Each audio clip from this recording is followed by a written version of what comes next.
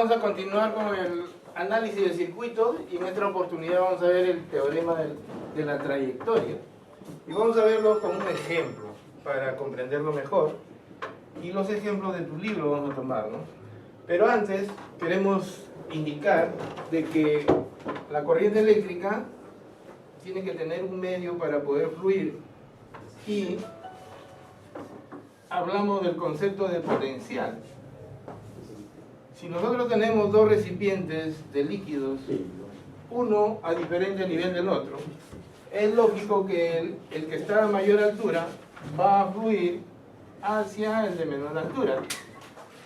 Del mismo modo se comporta el potencial. Y en el problema número 6 nos indica una trayectoria de A a B, en la cual te dan el potencial en A, que es de 10 voltios, y te dan la dirección de la corriente. Una corriente de 3 amperios que fluye desde A hasta B. Entonces, aplicando el teorema de la trayectoria, diremos, como hemos expresado, la corriente va a fluir del de mayor potencial hacia el de menor potencial. Como te dan el sentido de la corriente, quiere decir que el de mayor potencial está en A. Por lo tanto, tenemos el potencial en A. Y en una resistencia va a haber una caída de tensión, que se le llama, ¿no? Y va a ser negativo. 3 amperios por 4 nos da menos 12. El sentido de la corriente, cuando tenemos una fuente y va en el sentido de negativo a positivo, el voltaje se incrementa.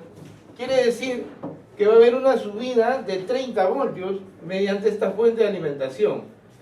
Luego tenemos una resistencia, sería 3 por 2, 6, negativo, puesto que es una carga y estamos disminuyendo el voltaje. Luego tenemos una fuente de alimentación, pero está conectado de manera inversa, de positivo a negativo. Por lo tanto, esta fuente se va a comportar como una carga y vamos a tener un potencial, pero negativo, de menos 6. Y finalmente tenemos el potencial en B. Vamos a explicar un poco esto de la fuente de alimentación. Y veámoslo acá. Si nosotros, por ejemplo, tenemos una pila de corriente continua, interiormente nosotros tenemos una placa positiva y una placa negativa. Y en el interior de la pila, la corriente va a circular desde el negativo hacia el positivo. Y si tú lo conectas a una carga, lógico que va a circular del potencial positivo hacia el potencial negativo en la carga. Pero en la fuente va a ser de negativo a positivo. Como acá tenemos de negativo a positivo, entonces va a contribuir el potencial. Por eso que lo asumimos como positivo. En cambio acá está en sentido inverso, por lo tanto el potencial va a ser negativo. ¿Tú recuerdas esos radios a transistores cuando tenían 3 o 4 pilas? ¿Qué sucedía cuando una de las pilas lo conectaba de manera inversa? Tu radio no funcionaba. ¿Por qué? Porque, por ejemplo, si usaban 4 pilas tenías que tener 6 voltios y si una de ellas la conectaba de manera inversa, ya no tenía los 6 voltios sino 4.5 y el radio no funciona, pues, ¿no? Eso es lo que está sucediendo aquí. Cuando está en el sentido correcto, positivo. Cuando está en el sentido inverso, negativo. Por lo tanto, el potencial en B, si tú haces las operaciones, nos va a dar 16 voltios. Luego vemos las leyes de Kirchhoff y vamos a ver de manera práctica. La primera ley es la ley de los nodos. En algunos textos lo encontramos como nudos. ¿Y qué nos dice la ley de nodos? Que la sumatoria de las corrientes debe ser igual a 0. Es la ley de la conservación de la carga, también le llaman, ¿no? La corriente eléctrica normalmente en los términos industriales se conoce como carga eléctrica, ¿no? Entonces, decimos, en el gráfico, la corriente I1 llega al nodo, vamos a ponerle el nodo A, vamos a darle un nombre. Llega al nodo A, por lo tanto, la corriente que ingresa va a ser igual a las corrientes que salen. Entonces, I1 va a ser igual a I2 más I3. Y si lo expresamos bajo la forma sumatoria, vamos a tener I1 menos I2 menos I3 igual a 0. Hacemos un ejemplo, el ejercicio número 12 de tu libro, en la cual tenemos un nodo, el nodo A, en la cual nos indica 40 voltios. Pero te indican también los potenciales en cada una de las ramas, 20 voltios, 8 voltios y 60 voltios. Te dan el sentido de la corriente I que pasa por la resistencia y te piden calcular la resistencia R, el valor de la resistencia R. Entonces vamos a aplicar la ley de nodos, en la cual vemos 40 voltios en el punto A y 20 voltios en el extremo. Entonces la diferencia de potencial va a ser 40 menos 20, 20. Entre la resistencia de 5, por esta rama va a circular una corriente de 4 amperios. Luego analizamos la rama I2 y vemos 40 y 8, sería 40 menos 8, 32 entre la resistencia de 8 y nos da 32 entre 8, 4 amperios. Finalmente, la corriente que llega va a ser igual a la corriente que sale, es decir, I1 más I2. I1 más I2 es 4 más 4, 8 amperios. 8 amperios. Y si nosotros tenemos el dato que la corriente I es de 8 amperios y tenemos los diferentes de potencial, tenemos 60 menos 40, 20. 20 entre 8 nos da 5 medios igual 2,5 ohm, porque estamos hallando resistencia. Luego tenemos la segunda ley de Kirchhoff, que es conocido como la ley de mallas. Entonces, en la ley de mallas aquí tenemos un circuito eléctrico, el cual tenemos dos fuentes, E1 y E2, y dos cargas, R1 y R2. ¿Qué nos indica la ley de mallas? Que la sumatoria de los voltajes en el circuito debe ser igual a 0.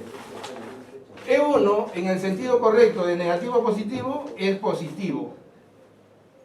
Tenemos una carga I por R1 con el signo negativo, puesto que es una carga, y acá tenemos una fuente E2, pero tenemos el signo positivo a negativo, por lo tanto se va a comportar como una carga y va a ser negativo, menos E2. Y finalmente tenemos una carga I por R2 con el signo negativo, puesto que es una carga, igual a 0. Veámoslo con un ejemplo. El ejemplo del ejercicio número 9 de tu libro. Tenemos un circuito en el cual tenemos 300 voltios y 10 voltios. Lo que primero tenemos que hacer es ver cuál es la fuente que nos proporciona la mayor diferencia potencial. Y eso es posible que nos dé el sentido de la corriente correcta, ¿no? Entre 10 y 300 es lógico que el de 300 voltios tiene la mayor diferencia potencial. Y el sentido de la corriente va a ser de negativo a positivo en la fuente, por lo tanto va a tener este sentido, la corriente, ¿no?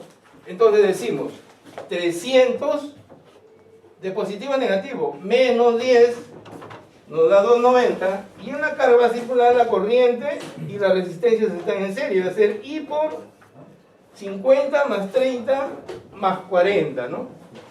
Y nos da 120 ohmios por I, y la corriente nos va a dar 29 sobre 12 amperios.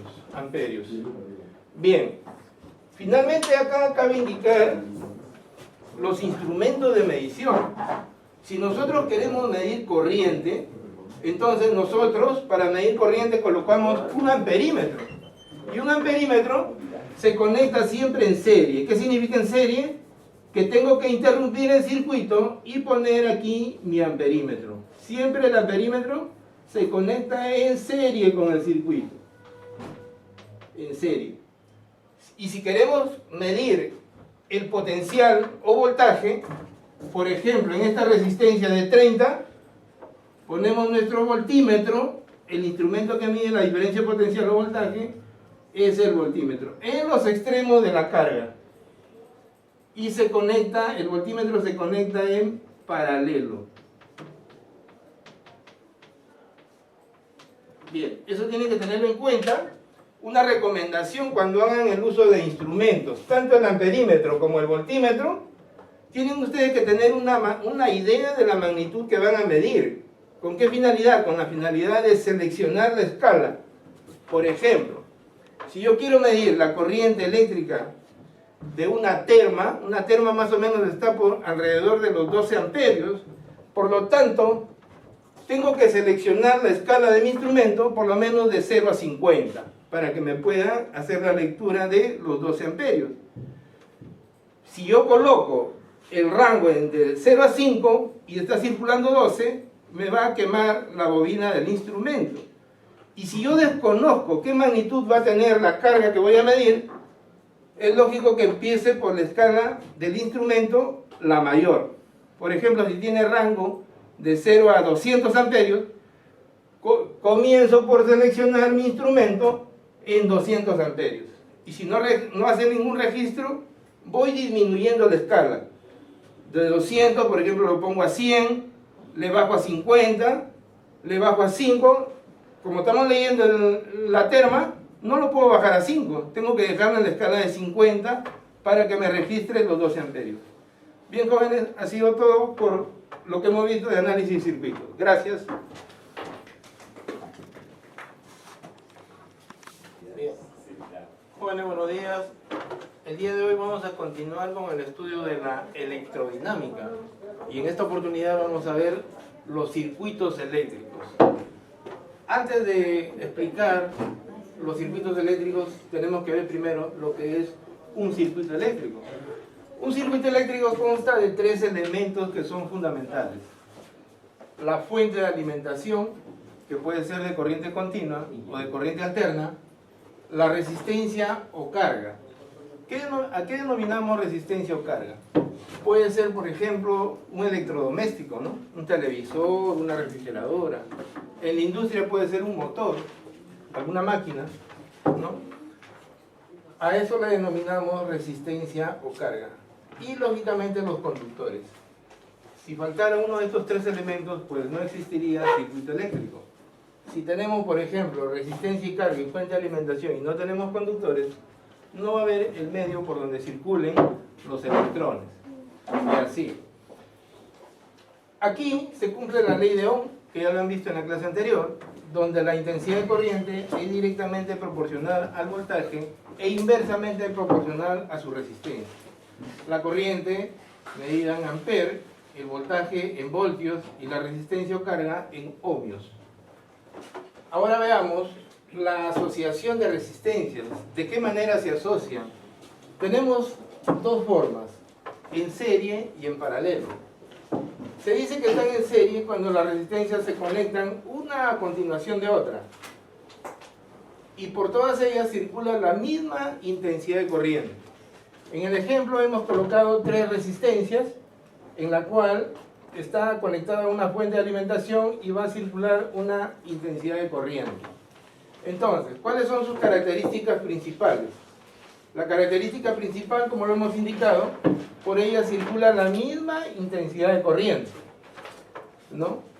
El potencial en cada una de ellas va a tener una caída de potencial. Al circular la corriente vamos a tener un potencial en 1, un potencial en 2 y un potencial en 3, ¿no? Entonces, acá vamos a tener la suma de los potenciales, va a ser el potencial total, y donde la resistencia equivalente va a ser la suma de las 3 resistencias. Pues. Veamos con un ejemplo. Supongamos que la resistencia 1 sea de 2 ohmios, la resistencia 2 de 3 ohmios y la resistencia 3 de 5 ohmios. Es lógico que la resistencia equivalente va a ser la sumatoria, sería 2 más 3, 5, más 5, 10 ohmios, la resistencia equivalente. Y le vamos a aplicar como fuente de alimentación un voltaje de 100 voltios. 100 voltios. Entonces, de acuerdo a las características, podemos calcular por la ley de Ohm qué intensidad de corriente va a tener. Y veamos, intensidad de corriente va a ser voltaje de 100 entre la resistencia equivalente que es de 10 y nos va a dar 10 amperios. Eso significa que la intensidad de corriente que va a circular por mi circuito es de 10 amperes. De 10 amperes. Y veamos cómo es el de los potenciales. Me dice que el potencial suministrado va a ser igual a cada una de las caídas de potencial en cada resistencia. Veamos cómo es eso. nosotros sabemos la ley de Ohm, y si la corriente es de 10 amperios, 10 por 2, aquí vamos a tener un potencial de 20 voltios. Y en R2 vamos a tener 10 por 3, 30 voltios. Y en R3 vamos a tener 10 por 5, 50 voltios. Si nosotros sumamos, nos va a reproducir los 100 voltios que proporcionamos, ¿no? Donde se cumple que B es igual a B1 más B2 más B3. Bien, resistencias en paralelo. Todas las resistencias están sometidas a la misma diferencia de potencial.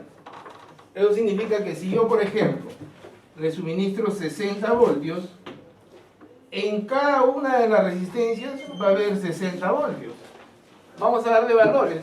A R1 le vamos a dar 2 ohmios, a R2 3 ohmios y a R3 6 ohmios. Haciendo la división, 60 entre 2 me va a dar 30 amperios y 1 va a ser 30 amperios y 2 va a ser 60 entre 3, 20 amperios y 3 va a ser 60 entre 6, 10 amperios. Si nosotros sumamos, serían 30 más 20 más 10 nos da 60 amperios.